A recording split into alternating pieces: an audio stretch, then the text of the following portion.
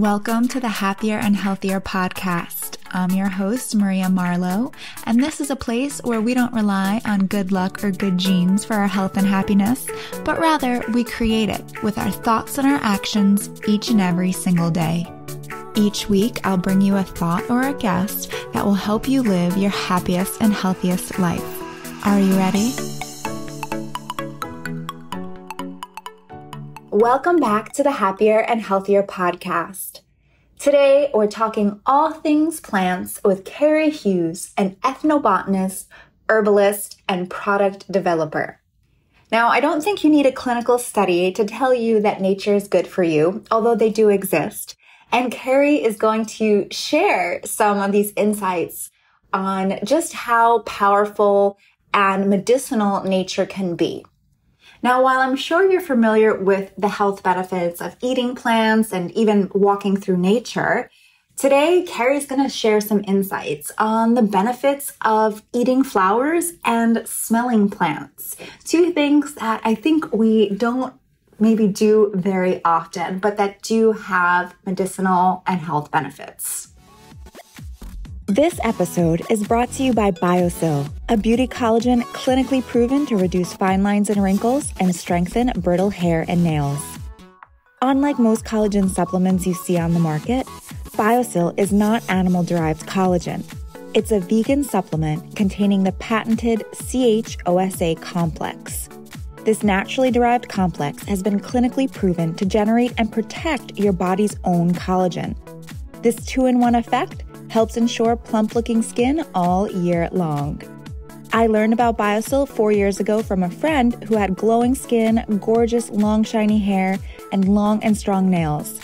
I asked her secret, she said Biosil, and I've been hooked ever since. Get 20% off your first bottle on biosilusa.com with the promo code MARIA20 and get ready to glow from the inside out. Carrie, thanks so much for being here. I'm so happy to be here. So you're an ethnobotanist and an herbalist. So first, let's break down both of those terms. What exactly do you do? Yeah, well, I get that question a lot, but usually after a blank stare. An ethno what? Yeah, so ethnobotany, it's really just somebody who studies the relationship between humans and plants. So it can be as simple as that. Most ethnobotanists tend to work more having to do with useful plants, having to do with maybe medicine or other uses as well. There's a lot of ethnobotanists that are solely academic. So, working with different cultures around the world about how they use plants, not only characterizing what those plants are, but then the various uses that they have. So the plants might be used, if you can imagine all the uses we have for plants. There's medicines, there's foods, there's shelter, there's clothing. Plants really give us pretty much all we have. And you can survive just on plants. So you can imagine it's a pretty vast field and has a lot of different applications. So what would be the difference then for anyone listening who's unclear? So an ethnobotanist, you're studying plants, you're studying the relationship of plants and humans. And then what would be the distinction between an herbalist, which maybe people are a little bit more, but maybe not 100% familiar with? Yeah, herbalist is another one of these kind of vague terms as well. And in the United States, we have no licensure for herbalists. So you can't go to, your doctor and get your insurance to cover you or something like that. But yet, obviously herbalists have a very long tradition. And most people think of herbalists as somebody who is advising on the use of herbs for health. So, medicines or nutrition. And, in this market here in the US, most herbalists are focused on nutrition because that's how the rules are. They can't really be practicing medicine. And yet, a lot of food is medicine, if you want to really get into the philosophy of it. And so, yeah, I'm a clinical herbalist, so I have a certification to do that. And I have a small practice, but really most of my work is focused on more of the education and other aspects of developing markets and developing products having to do with herbs. So walk us through, because I feel like when I read your bio and looked at the books you wrote, like you have my dream job. Like if I wasn't doing what I'm doing now, like I would love to do what you're doing, just like hang out with plants all day. So day to day, what does that look like, and how are you applying these two fields in your work? Good question. Actually, I get that a lot. A lot of people think this is my dream job. I would love to hang out in the garden all day long. And that could be one way of being an ethnobotanist or an herbalist. But really, to be honest, my job has a lot to do with research and sitting in front of the computer more than you would imagine. But I do get to get out into the field and have like amazing journeys and getting to know people and plants and how they're used in various areas of the world, that, you know, this knowledge is still alive. And I mean, even here, and this is kind of the focus of these books now that I'm working on, is, you know, a lot of people think about, oh, those, you know, medicines that came from the rainforest or something like that, you know, that's some far off exotic thing. But really, I want people to look like in their own backyards, because the plants that surround us here in our own backyards, in our own gardens, have amazing uses. And so, you know, it's getting those uses out to people and inspiring people to really think differently about their place on this earth. And I mean, when you say you have my dream job, you could actually have that role more in your garden, because your role in your garden is super important to biodiversity and to the environment. And, you know, we are not just isolated humans. We are part of nature. And I think that it's important for people to start really seeing themselves as that and seeing that they could have a positive role. Yes, I have an internal garden as I live in an apartment building, and my Yes. dream is to have an actual garden. But for anyone listening, well, maybe actually let's start with you. So I'm sure you have a garden. Uh-huh. Yes. Yes. So what are some of your favorite plants or must-have plants in your personal garden? Well, it's a little bit difficult because you're always limited by climate, right? So there are plants that I can't do in my current place of residence that, you know, I would love to be able to grow, you know, more of the tropicals, which I can't do here, you know, because where I live currently is in the mountains and we get snow. And so you need cold hardy plants or plants that you can use as annuals and grow them through the warm season. But even still with those, you know, parameters, there's a lot of interesting things. I mean, even for example, in the new book that's coming out in the Aroma book, I talk about lilac. And lilac is something that's really common to a number of gardens, very common in the East Coast, and is very cold hardy. And yet people don't realize that actually beyond its beautiful smell, which it does have, the flowers are edible and can be used for making like a lilac jelly or other things that are really beautiful beyond just looking at them and going, oh, that's a pretty plant. So yeah, that's just one thing. Yeah, and speaking of, okay, you could eat the lilac and you could smell the lilac. So your first book is all about flowers, and you like to encourage people to eat more flowers. So let's just Yes. jump off on that topic. All right.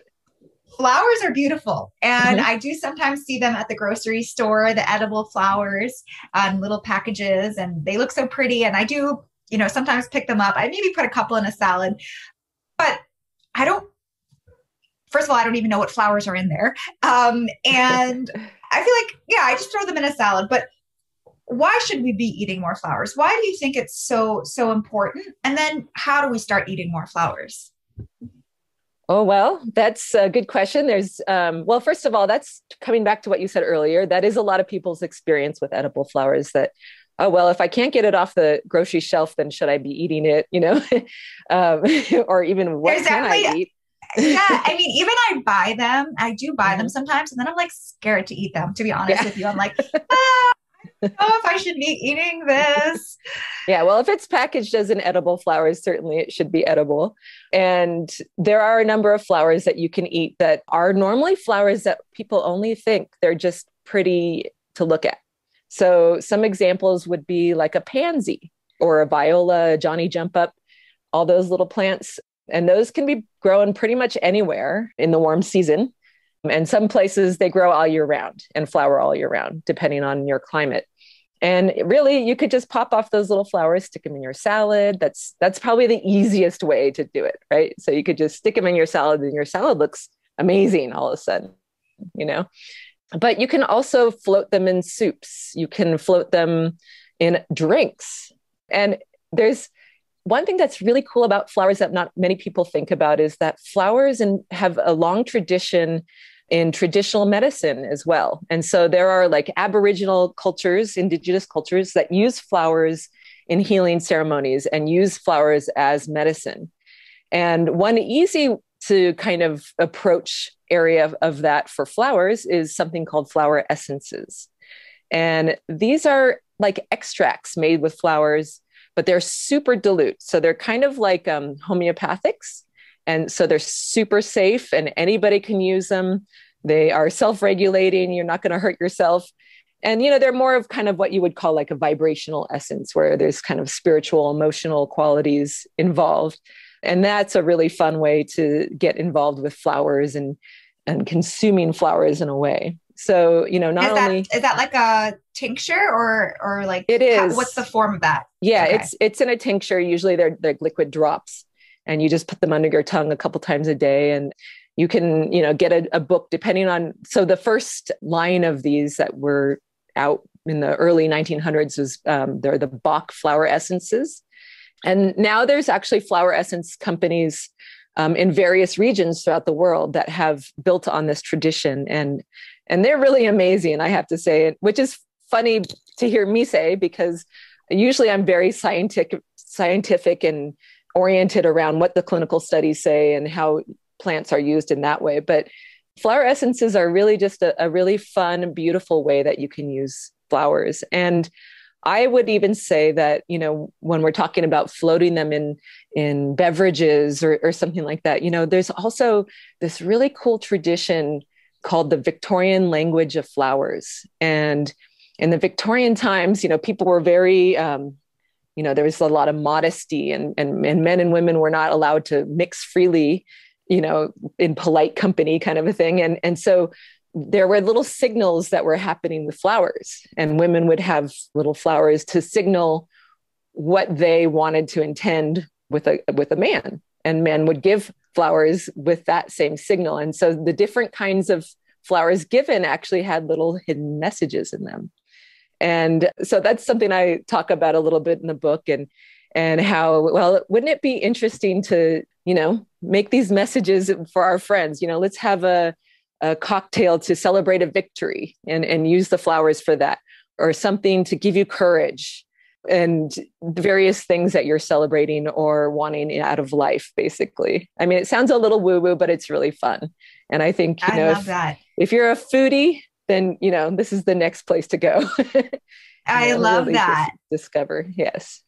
Yeah. And, you know, I do find these things very fun and very interesting. And I was just doing another interview with an MD, and she's talking about the placebo effect and how it actually works, right? The sugar pill sometimes works, and that's okay. So if you're eating a flower or drinking, you know, a flower that's supposed to give you courage, whether it actually does or not, it doesn't matter, right? Because you'll feel that way. So I really like that. Is there a particular flower essence that you always have in your cabinet, or that you really like, or you think if people were to get one flower essence, what should it be? Well, right now, I have to tell you, I am obsessed with the Australian bush flower essences. Okay. And I was living in Australia for a few years and just fell in love with the place. You know, you can imagine that the botanical scene there is amazing. You know, lots of plants, nowhere else can you find them, right? And there is a company out there that does the Australian bush flower essences. And so one that's really popular that I use with a lot of people, friends and clients, is called Croia. And it is really good for calming and sort of, you know, like a lot of people right now, especially with, you know, pandemic ending and or going on, just a lot of anxiety out there, a lot of worry, and, you know, people are not at ease. And this is one of the most popular flower essences, and it really is used heavily for this around the world. People love it. And I've had really good results with people in that way as well. So yeah, for I'd sure. say I that's think one of my favorites. anything calming is probably a good one for everyone to have on hand. Right. Okay, let's go back to the garden question. So lilac, let's just say I'm moving to my first house where I have a garden. What are like maybe 3 to 5 plants I should put in there if I want to use it? Maybe like every aspect, like as medicine, as a beautiful aroma, what should I have back there? Yeah. Well, so one of the easiest that I always tell people is lavender. I think lavender is a really good starting plant for a lot of people because, well, a lot of people love the scent. I mean, it is a little bit overused now. We have lavender and everything that you can imagine. I mean, it's in our cleansers, in our floor cleaners, in our hair products, it's everywhere. And so probably some people are getting sick of it because of that. But as a garden plant, first of all, it's very beautiful and it does come in different forms. So you can have a taller form and you can have a shorter form. It's easy to grow. It's drought tolerant. It can take a lot of sun. And then the flowers are edible. So you can put it in salads. You would want to take off the hard parts of the flower, just the little, tender parts. And you can also make teas out of it. So you can make just a simple tea, take it straight from the garden. You can also use the leaves. That's very safe. And what a lot of people don't realize, at least in the US, is that lavender is used pretty heavily in certain cuisines, actually.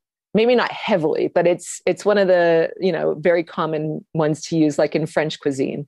And so, you can start playing around with it on that level too. You can put it, in desserts. It's really nice. And in fact, I have in the Edible Flowers book, I do talk about lavender, and I talk about making, different recipes and how you can make a simple syrup basically with lavender or other herbs that you basically can have on your shelf and use whenever you want. And then have that essence of lavender, like in an ice cream, in a latte, you name it. So there's lots of ways that you can use it in cuisine and play around with it, and it's safe. And then you can even take it and put it in your bath. It's very relaxing, and I talk in my second book here that's just coming out now is the aroma book. So the two books are part of a series called Botanicals with Benefits.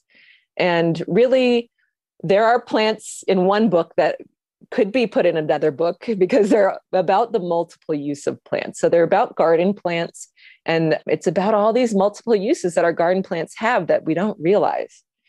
And so in the aroma book, I talk about using plants as for aromatherapy. We just talked about flower essence, but also aromatherapy in lavender actually happens to be one of the aromas that has the most amount of clinical substantiation behind it. So, a lot of people think of aromatherapy as kind of this woo-woo field again, because it just sounds weird, like, oh, I'm going to sniff this and it's going to do something for me. Yeah, right. But actually, now there's actually quite a few clinical studies showing that this is true. And it's being used in hospitals, like in hospital waiting rooms, and it's shown to significantly reduce anxiety scores and also pain scores sometimes. It's got such a good effect on us. And I think the reason for that is because it really affects that old part of our brain, which is the smell center. This is where our scents directly go. And that's also the part of the brain that is responsible for relaxation and some of our really basic processes of health. So lavender can be used in your bath. It can be used in your food. You can make little bouquets. You can use them for, ornamental reasons. You name it. It's got a lot of different reasons, medicinally as well. Yeah, lavender, I think, is definitely ubiquitous in kind of all aspects, from food to cleansing to home, like all of it. There's so many different ways to use it. I'm curious, what are your thoughts on, speaking of aromatherapy, usually we'll use essential oils for that. Mm-hmm. So I guess real plants versus essential oils, like maybe if someone doesn't have a garden, using essential oils would be a good option. Do you want to just talk a little bit about that, like when and where we should use those? Yes. Actually, that's a really good question because, in both books, I really do want people to realize that even if you don't have a garden, if you live in an apartment, you can still connect with plants and you can still have useful plants. And your role with that is still important. And one of the things that I think is really important is that, number one, we all crave a connection with nature. And so, we think of going out to nature a lot of times as a luxury, but actually our brains are wired to be in nature. And so being in an environment like a city where there's a lot of hard lines and surfaces and things like that is actually been shown clinically as well to not be very good for our brains. And when we are taken into a rural landscape, it's better, like our brains function better, our health is better. And so even being in an apartment, having a plant is going to improve your health. And there are certain plants that are known to be useful, like in an apartment setting. So in my second book, in the Roma book, I talk about Hoya, which is a common house plant. And it's a very beautiful house plant. It's got, really kind of thick, waxy green leaves. And the flowers, if you get it to flower, which is a little difficult, you have to have it in the right spot. They are the most incredible little flowers, and they look like they're fake. They're so incredible. They're waxy and they smell like heaven. They're incredible. Oh, but wow. I definitely want one of those. Yes. But even more amazing is that there has been, in a scientific study of houseplants, it was rated as one of the highest ratings for basically getting the pollution out of our air. So in the house can really improve your air quality, which is really important, something that most people don't think about, that our air quality in our homes is very poor. So important. And so it's Hoya, Hoya. Hoya, yeah. That's interesting. Yeah. So I know NASA did some research on houseplants, I want to say in the 70s or 80s, and they came up with this idea or came up with this term of sick building syndrome, which was we had moved into these cities and everything's airtight and sealed. And, some buildings in New York City and these big cities, you can't even open the window. Right. And people were starting to get sick because the paint is off-gassing, the furniture is off-gassing. We're using our stove and, that's polluting the indoor environment. And people were getting sick just from living inside and living disconnected from nature and fresh air. Yep. So yeah, I find that so interesting. And NASA has a whole list of plants that clean the air very well. I wasn't aware of this Hoya plant, but it sounds amazing. So I'm definitely going to look into this and see where I can source one from. It's a pretty common house plant, actually. I think you'll find it pretty easily. The trick is trying to get it flowered because it's so beautiful. But even without it flowering, it's still going to help your air. So yeah, yes, I love that. Okay, so wait, let's go back because I'm already imagining my future garden. And so I'll have some lavender in there. Yeah. I know I definitely want jasmine. I think jasmine is the most beautiful scent. And I remember a long time ago reading this magazine article about someone's garden, and they had planted their garden in such a way that when the wind would blow at different times of day, there would be different scents, right? So they would set up their bench over here. So when the wind blows and they're reading their book, they smell this scent. And then in the evening, the wind blows that way. They smell that scent. So anything you can tell us about jasmine? Oh, yeah. So jasmine is actually in my aroma book. So the book that's coming out very soon. And it actually has uses across all of my areas, across all my fields. So it's got food uses. It's got medicine uses. It's got aroma uses, edible flower uses.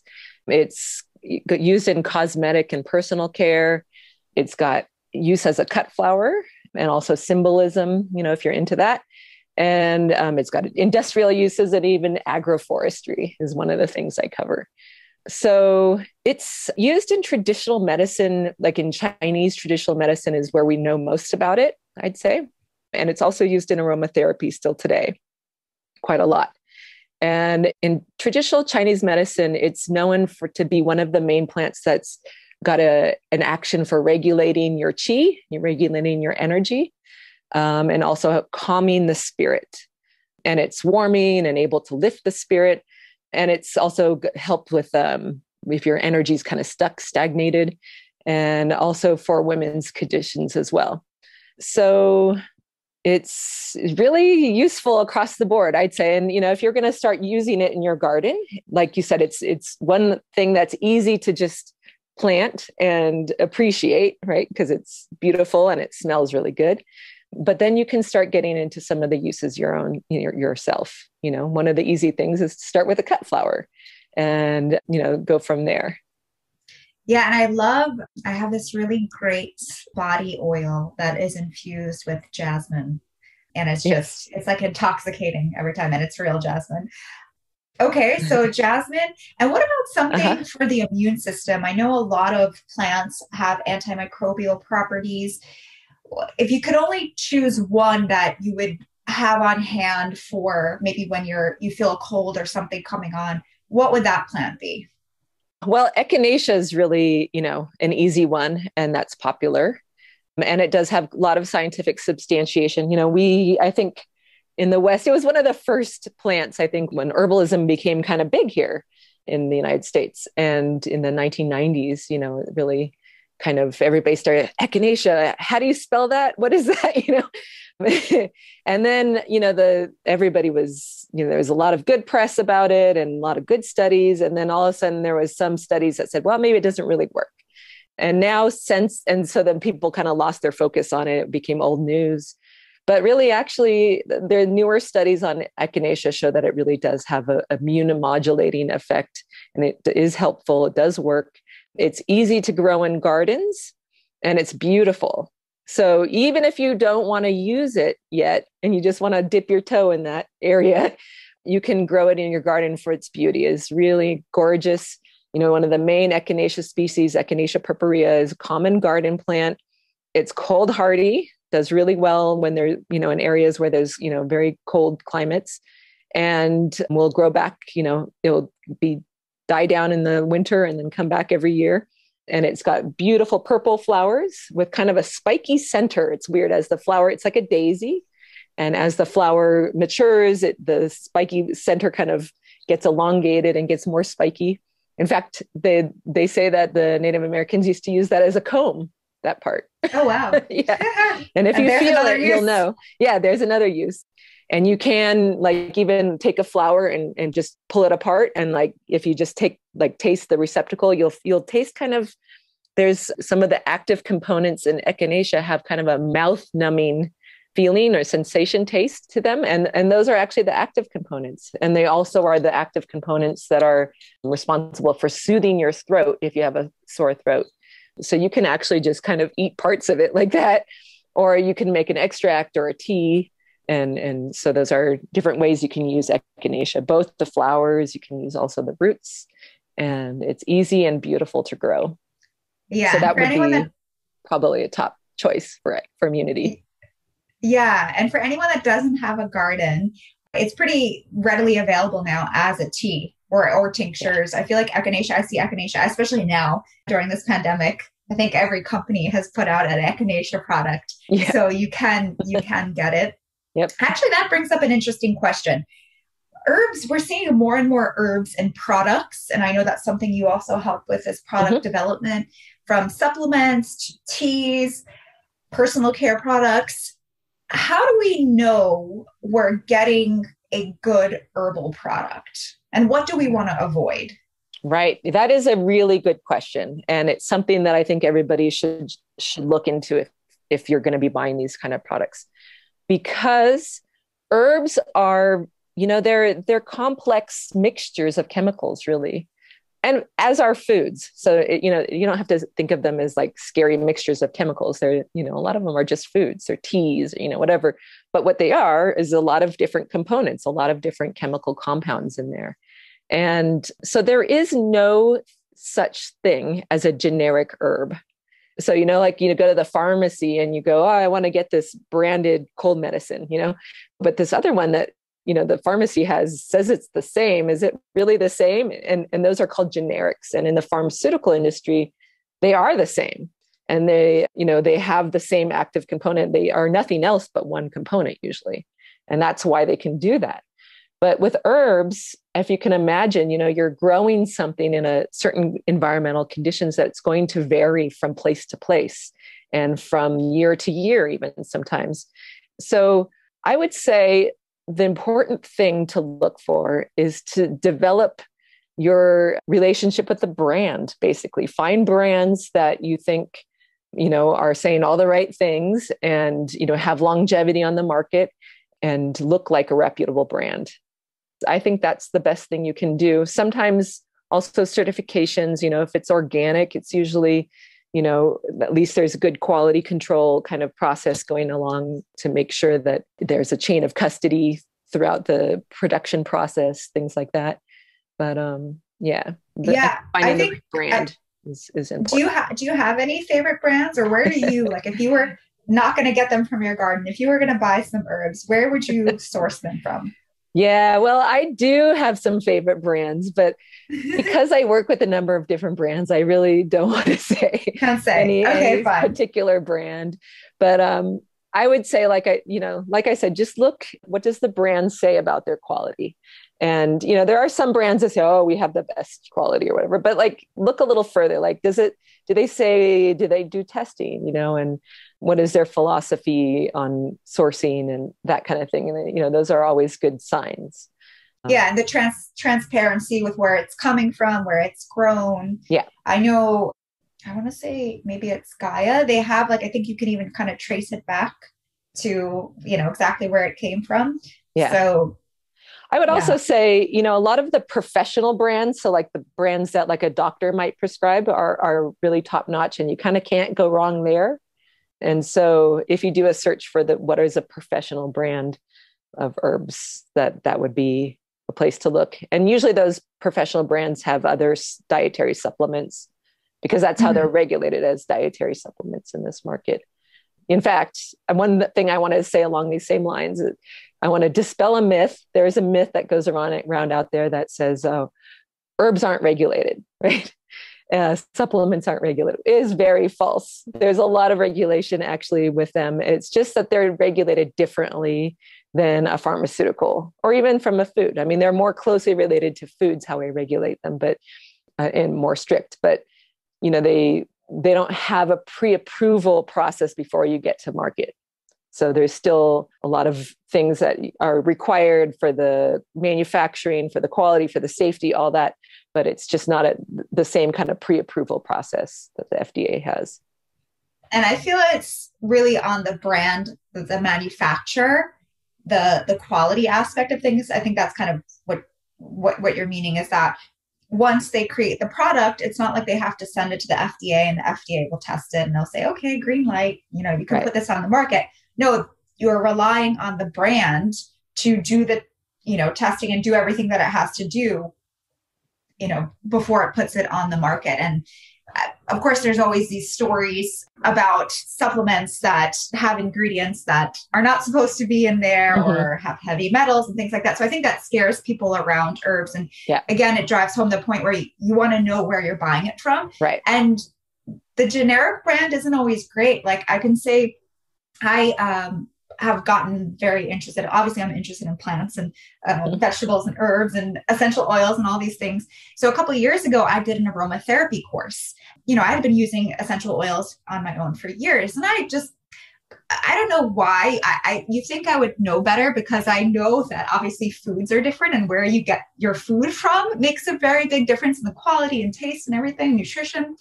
But I was like, oh, I'm just buying these generic essential oils. It's like a health food store brand, private label. And I used them and they were good. They were fine. But then when I use a professional brand of, like, an aromatherapy grade brand of essential oils, I was like, oh my gosh, what was I doing all this time? They're completely different. Right. I remember the sensation of smelling my old, store brand essential oils. And it's like very short. It just kind of goes to your nose. Whereas when you inhale aromatherapy grade essential oil, it's like it goes to your brain. Like it's such a different sensation. Yes. So with herbs, with any sort of plant products, Yep. quality matters. So know where you're getting it from. Yes, absolutely. And I mean, it's good that you brought up aromas because actually they have a different regulatory body in the US than even, supplements. So it's true that they are, like probably even more important as far as if you really want a good quality product, you really need to look for the brand and make sure that the grade is correct on that because they are liable to be, there's a lot of adulteration out there. I mean, even lavender scent that you get in your shampoo or your hand soap or whatever, usually is not real lavender essential oil. It is actually just one of the volatile oils that are present in the true essential oil. So it's not that it's bad for you necessarily or anything like that. It's just different. It's not the same. And if you really want to get into the complexity and understand, the better product, then you have to, like for aromatherapy, get into something that's the real essential oil. And what about synthetic fragrances? Now, I know I've seen in a lot of products, lavender scent, but there's no actual lavender in it. It's a lavender fragrance. Yes. So, let's talk about synthetic fragrances. Why do we want to avoid those?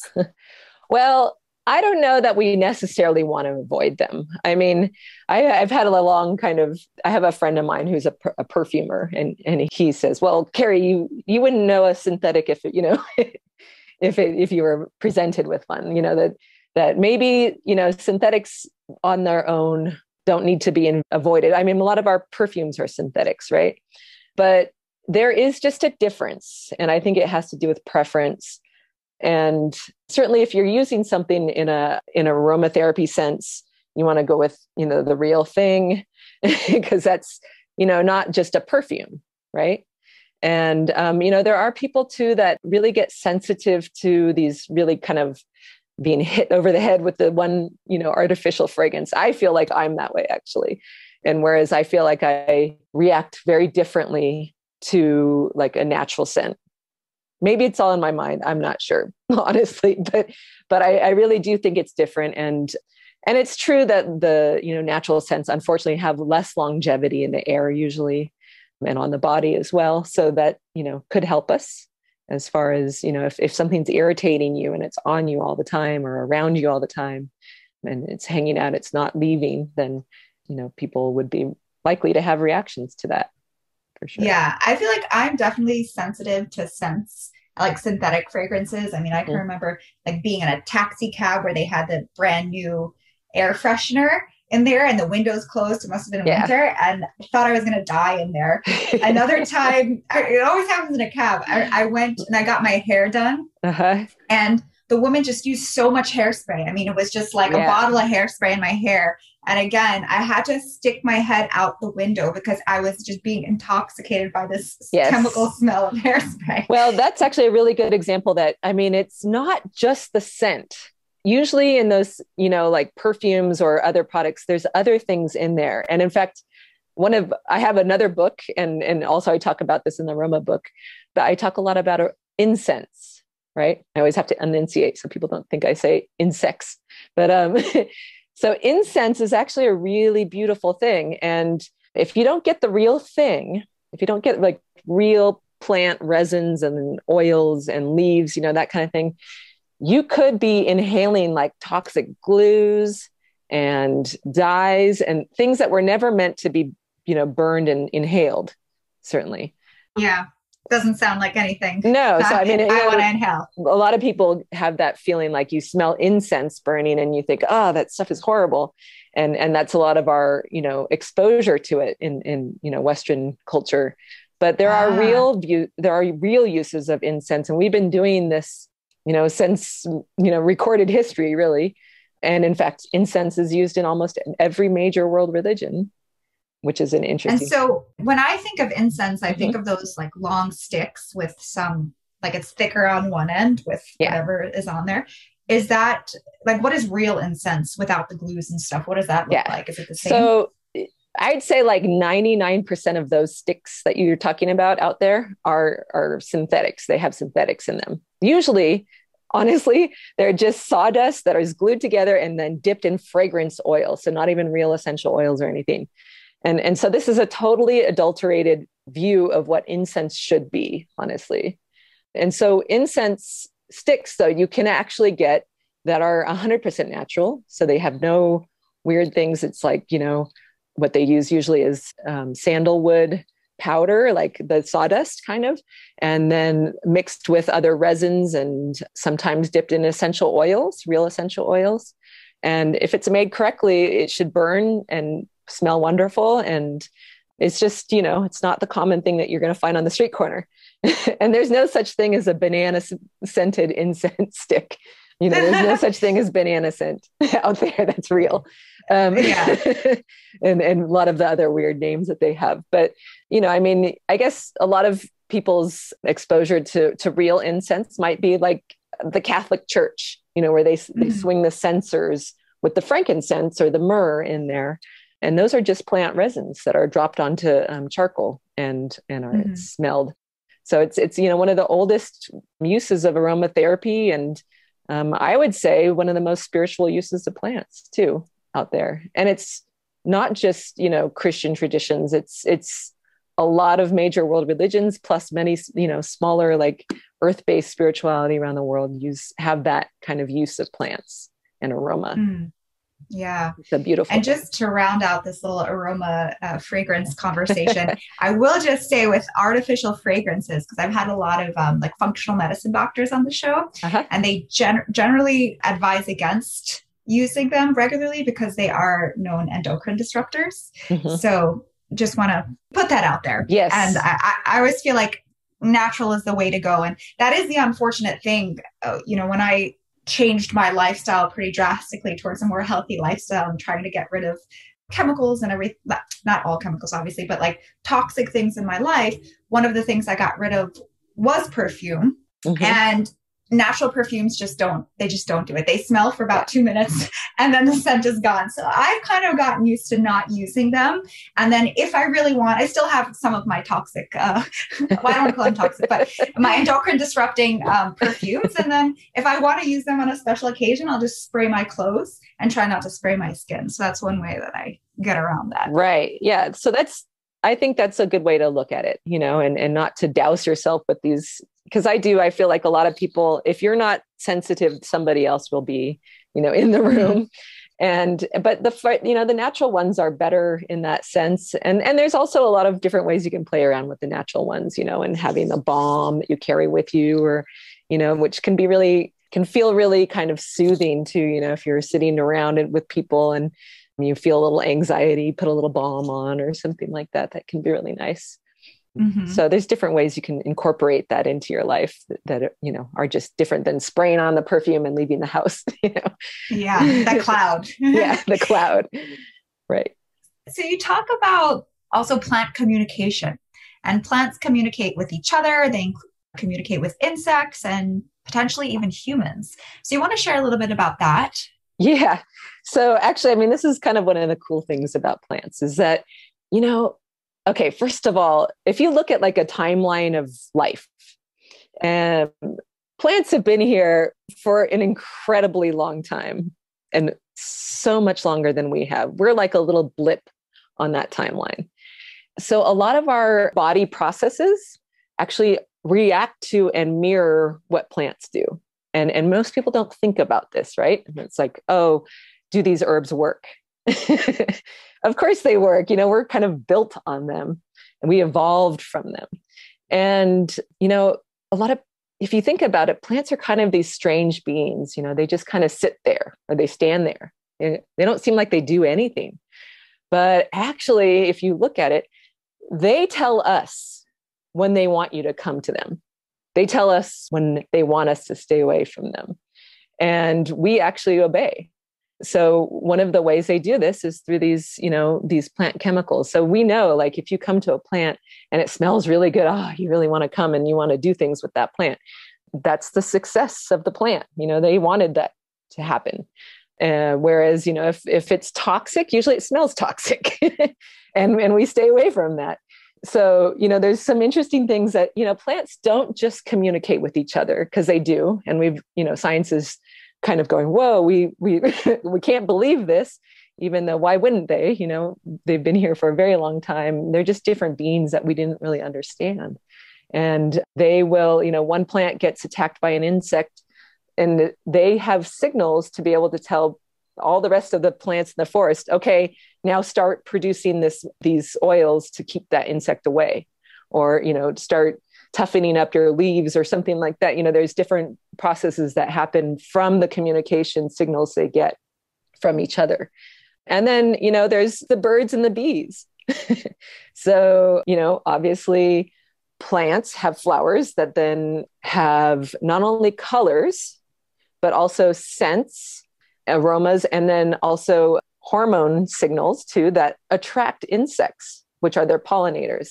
And this is how plants successfully reproduce. So this is sexual production. And they require the pollinator to visit the flowers. Sometimes the wind will do it. Sometimes the flower will pollinate itself. But, we've all heard about the birds and the bees and pollinators. And, that's a form of communication as well. And isn't it funny that this thing that plants use to get themselves reproduced is also the thing that we use to attract each other as perfumes? Yeah, that's true. Yeah. So it's kind of fun to think of it that way. But yeah, certainly plants do communicate. And there are some interesting books out there. Like if you're interested in this area, there's one called The Secret Life of Plants. It talks about how, you hear stories about people singing to their house plants and things like that. And it shows that there was experiments done, and this actually might be true, that plants can understand us, understand our intentions, understand our love, and not just because we're watering them or taking care of them physically, but, if we have malintent or, that kind of thing, that there's some other communication that we don't really understand. And so that's a newly developing field. And that book is an old book, but there's been a lot of science that has built on that, showing that there are things going on and that we don't really know, but we're discovering every day. That's so interesting. And I think a great reminder that we still don't know everything, and there's still a lot to learn about plants. I'm curious, because you were talking about how the plants, they'll communicate with each other and say, okay, insects are coming, produce this chemical or toughen your leaves. There's been a lot of talk lately about anti-nutrients and certain plants, like sort of a demonization of certain plants and why we shouldn't eat them, like nightshades because they're high in lectins or phytates.